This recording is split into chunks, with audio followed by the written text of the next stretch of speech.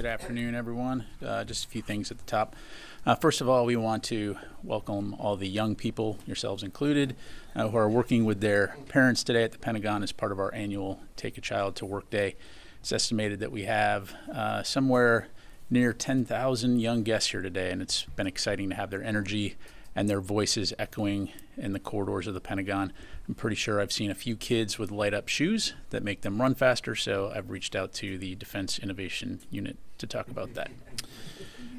Looking ahead to tomorrow, Secretary Austin will convene the 21st Ukraine Defense Contact Group meeting here virtually. The meeting will commemorate the 2-year anniversary of the first contact group following Russia's unprovoked invasion of Ukraine in February 2022. Over the past 2 years, the contact group has shown its unity and resolve, as evidenced by the continuing support and donations made by our international partners and allies. Additionally, the contact group continues its work with Ukraine to help it move towards development of a robust, efficient, and self-reliant defense industry. We'll have additional updates to provide following tomorrow's meeting. Switching gears to Africa, as you've seen, the U.S. State Department announced U.S. Ambassador to Niger, Kathleen Fitzgibbon, and Major General Kenneth Ekman, U.S. Africa Command Director of Strategy, Engagement, and Programs, will meet with the National Council for Safeguarding the Homeland officials today in Niamey, Niger, to initiate discussions on an orderly and safe withdrawal of U.S. forces from Niger. Subsequently, Assistant Secretary of Defense for Special Operations and Low-Intensity Conflict, Christopher Mayer, and Lieutenant General Dagvin Anderson, Joint Staff Director for Joint Force Development, will conduct follow-up meetings in Niamey next week to coordinate the withdrawal process in a transparent manner and with mutual respect. We'll be sure, of course, to keep you updated regarding any significant developments. In the meantime, the Department of Defense remains committed to countering violent extremist organizations in West Africa. The department will continue to support whole-of-government approaches to work with African leaders to maintain stability and address terrorist threats in the region, including addressing core issues that drive insecurity. Separately, as an update for our humanitarian assistance support operations to establish the maritime corridor off the coast of Gaza, I can confirm that U.S. military vessels, to include the USNS Benavides, have begun to construct the initial stages of the temporary pier and causeway at sea. We're aware of the significant interest in this important effort and will provide much more information in the very near future as we work alongside the international community to rush aid to the people of Gaza.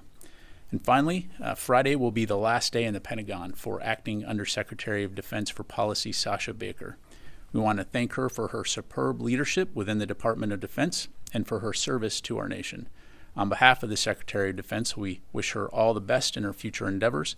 And as we previously announced, Ms. Amanda Dory, a career civil servant who currently serves as the director of the Africa Center for Strategic Studies at National Defense University, will perform the duties of Acting Undersecretary of Defense for Policy when Undersecretary Baker departs. With that, I'll be glad to take your questions. We'll go to Tara, AP. Thanks, General Ryder. Back to AFRICOM. So it's almost 8 o'clock now in Niamey. Have you gotten any readouts on how those initial meetings went? And would this mean the complete total departure of all U.S. forces, or are some of those terms still being negotiated? Yeah, I don't have a readout to provide. Of course, again, we'll keep you updated as things progress here. And in terms of the withdrawal of U.S. forces, again, really not able to go beyond what I've provided right now, which is that they will begin discussing the orderly withdrawal of U.S. forces. So what that pertains in terms of timelines, numbers, again, we'll keep you updated. But is the assumption that it will be that all U.S. forces will go, or is there still room? I think that's a safe bet as the going-in assumption. Okay. And then on Chad, similarly, are U.S. forces withdrawing from Chad, and is this all of the U.S. forces there, approximately 100 or so, and why? So as I understand it, as talks continue with Chadian officials, U.S. AFRICOM is currently planning to reposition some U.S. military forces from Chad, a portion of which were already scheduled to depart. This is a temporary step as part of an ongoing review of our security cooperation, which will resume after Chad's May 6th presidential election. So again, we'll keep you updated. I would refer you to State Department to discuss, the diplomatic sides of this, but that's where we stand right now. Warren. A follow-up on Niger and then a different question on Gaza and JLOTS. The withdrawal appears maybe not imminent, but at least fairly imminent. Niger was a critical base for AFRICOM ISR in monitoring violent extremist organizations. Does the Pentagon have a location to move those forces? And if so, is that location ready, or are those forces for now coming back to the United States and there is no alternative to Niger? Yeah, well, as I highlighted, I mean, first of all, we are committed to countering VEOs in West Africa.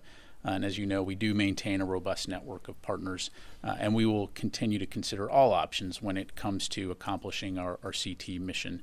The bottom line is that we will continue to monitor threats throughout the Sahel in order to protect our personnel, our assets, and our interests, as well as the welfare of our partners. So we're going to continue to explore options, understanding that this is an important national security interest and a vital mission. How much is the CT mission set back without something like a Niger ready to go? Well, certainly when you look at the size of Africa and when you look at the threats, the preference would be able to have the ability to operate out of places like Niger. But of course, we have other means and methods that we can do that. So all that to say, again, we understand the importance of the CT mission, and we will explore options to ensure that we can continue to do that, albeit maybe perhaps through other means and methods, but importantly, working in close partnership with African partners in the region. And then a very quick JLOTS question. A few mortar rounds landed near the pier site. Has that changed the timeline for construction there?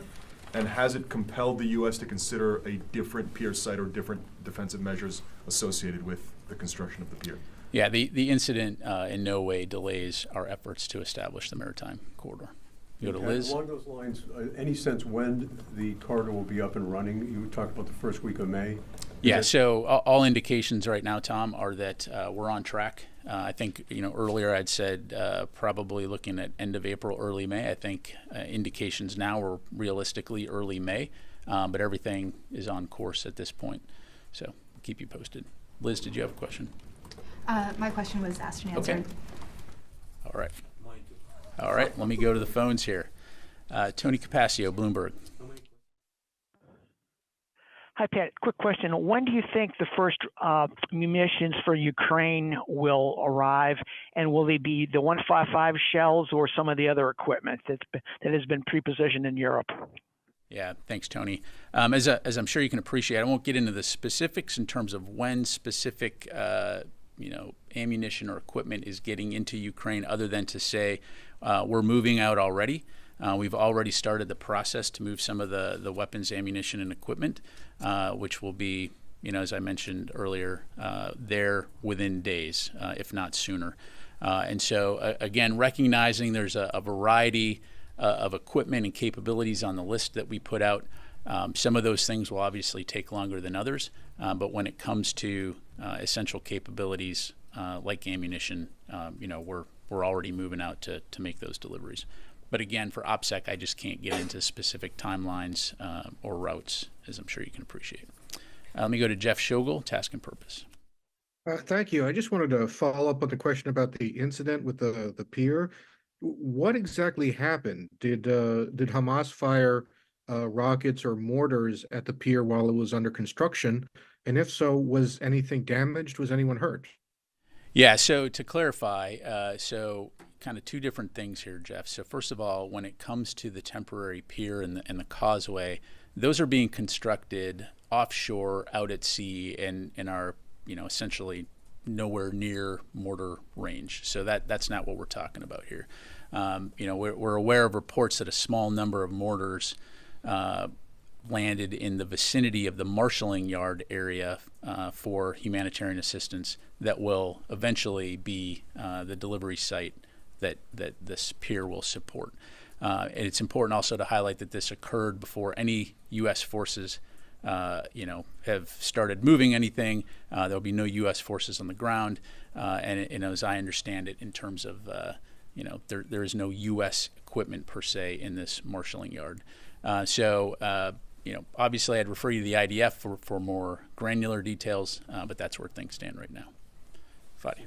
Technically speaking, doesn't the pier lead to the shore? Isn't it connected to the shore to to Yeah. help. So kind of think of this in four different parts. And again, we're going to get you much more information here. But so you've got Cyprus, and then you've got Gaza, right? So Cyprus is where aid will be stockpiled and loaded onto ships. Gaza is the shore where eventually this temporary causeway will connect. So what we're talking about here is the marshalling yard, where eventually, in the vicinity of where this causeway will connect to, but the two essential pieces in the middle are the temporary pier, which is out at sea, and then the causeway, which eventually will join land and be anchored, so to speak. So, And then on a separate issue, probably you've seen the reports about the mass graves that are being discovered in Gaza, with hundreds of bodies being digged out daily. Has the secretary raised this issue with his Israeli counterpart, and does he think these mass graves warrant an independent investigation? yeah, thanks, Fadi. Well, to say first off, I mean, the reports are very disturbing. To my knowledge, the secretary has not spoken to his counterpart about this, but I know that, as Mr. Sullivan highlighted yesterday, the U.S. government has raised this with the Israelis at multiple levels. I don't have anything to provide from a Defense Department standpoint other than we do believe that these reports must be thoroughly investigated and taken a look at. So, leave it there. Sir.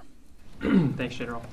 So my question is on the additional military advisors that the Pentagon has said it plans to deploy to Ukraine. Some have voiced the concern that this is at least in part what preceded the war in Vietnam, where we sent military advisors continually adding to the list that was there, and then some would be killed in action.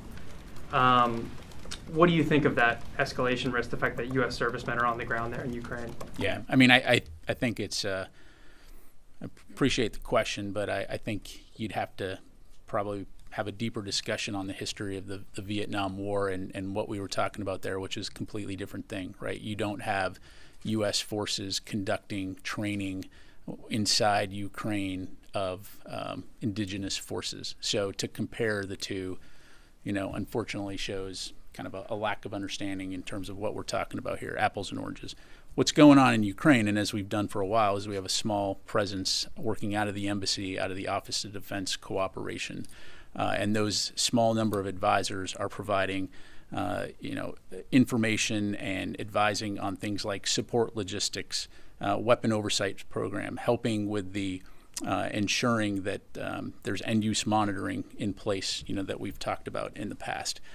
First of all, and to clarify, the addition of additional advisors is something that is being considered. No decision has been made, but if that decision is made, a couple of key points. First of all, it'd be a small number. Second of all, those folks would be working out of the embassy under the Chief of Mission Authority like the rest of the embassy, and would be subject to the same travel restrictions as all embassy employees. So, yeah. Point taken on the differences, and there were far more in Vietnam, but I guess, do you recognize the concern is legitimate at all that there are U.S. servicemen in this country that is an active battlefield, so that if there's an errant missile that kills one, it could lead to a dangerous escalation? Well, look, I mean, again, it's not unusual for the U.S. military to work out of embassies around the world in many different countries as part of our security cooperation efforts and to help coordinate security assistance. But critically, these forces are not in a combat role. They're in a non-combat role. They're in an advisory role. And again, we're talking very small numbers. And the United States has no intent of conducting combat operations inside of Ukraine, nor are these forces going to be anywhere near the front lines. And then the other piece of it is, to your point about danger, of course we recognize the danger, and any place our forces operate, we take the necessary precautions to ensure that they're safe, whether it be there or any other hotspots around the world. Thank you. Sir. Thank you, sir. My question is on TikTok. There's a lot going on as far as a U.S. national security threat is concerned because of it's a part of owned by the Chinese Communist Party in China. So why is it taking so long to ban when everybody knows that this is a national security threat? Because India had banned already over 2 years ago because of the national security threat in India. So over 170 million, I was told, users are there in the US. So that means China have already this much information from these people by the Chinese Communist Party. So are anybody using in the department, DOD or Pentagon, and where do we stand now as far as national security threat is concerned? Yeah, appreciate the question, Guilfoyle. So couple things. So first of all, it already is Department of Defense policy that we will not use TikTok on any U.S. government devices. So that already is a policy that's in place.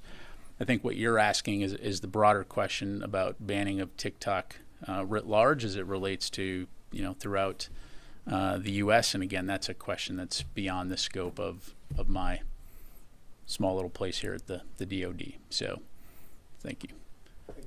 Yes, sir. Thank you, General. Regarding to Rafah, did you receive from your Israeli counterpart any plan about their military operation there? And with your assessment, what do you expect the Palestinian to go out of Rafah? What we are seeing right now that the IDF leaving some parts and re-entering again to the same parts, and they are still bombing everywhere. So as a DOD, what do you expect these people should go? Yeah, so as it relates to Rafah and operations in Rafah, I'd refer you to the IDF to talk about the specifics in terms of what they are and aren't doing. From a U.S. standpoint, from a DOD standpoint, we've been very clear that while we both agree that the defeat of Hamas is important, that any operations going after Hamas in Rafah take into account civilian safety and the delivery of humanitarian assistance.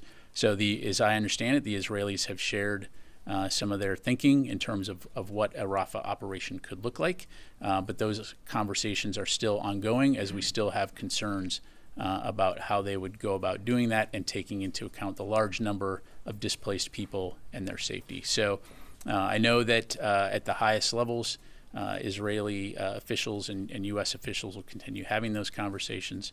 But again, our focus here is on ensuring not only can Hamas be defeated, but that the safety of those impacted by this conflict is taken into account. So. Thanks, General. Just turning to the Red Sea, there's been a drop in Houthi attacks. I don't think there was any for a couple of weeks. I believe there may have been some yesterday. What do you attribute that drop in Houthi attacks to, and what do you make of the resumption yesterday? Oh, well, again, in terms of the Houthi mindset, in terms of why they opted to not conduct attacks for a couple of weeks, that's really something best left for them to address. I would say that regardless, our focus hasn't shifted, which is working with our international partners to ensure the freedom of navigation through the Red Sea. And so as long as there continues to be a threat to international shipping and to the lives and safety of mariners transiting the Red Sea, we'll continue to work with international partners to degrade and disrupt Houthi capability. Are there back-channel talks going on? With the I don't have anything to talk to on that, Tom. Going back to Ukraine, how confident is the Pentagon that the Ukrainian military can make up for what's being widely portrayed as a lost 6 months? While Congress was dithering, Russia made a lot of advances. Are you confident that Zelensky and the military are going to be able to make up for that time? Well, look, it's a tough situation right now in Ukraine. It's a tough fight. But I think anybody who tries to count the Ukrainians out obviously has not been watching what's happened over the last couple of years. And so, as Austin has said, Ukraine matters. What happens in Ukraine from a security standpoint impacts not only Ukraine, but European security and international security. So we're going to continue to support them, not only to defend the territory that they've defended from Russian occupation, but also to take back their sovereign territory. And we're going to do that for the long haul. All right. Yes, Liz. Thanks. Going back to the humanitarian pier in Gaza, just to clarify, you said that the pier itself the U.S. is going to build or is building is out of the range of the mortar fire, but what about the causeway?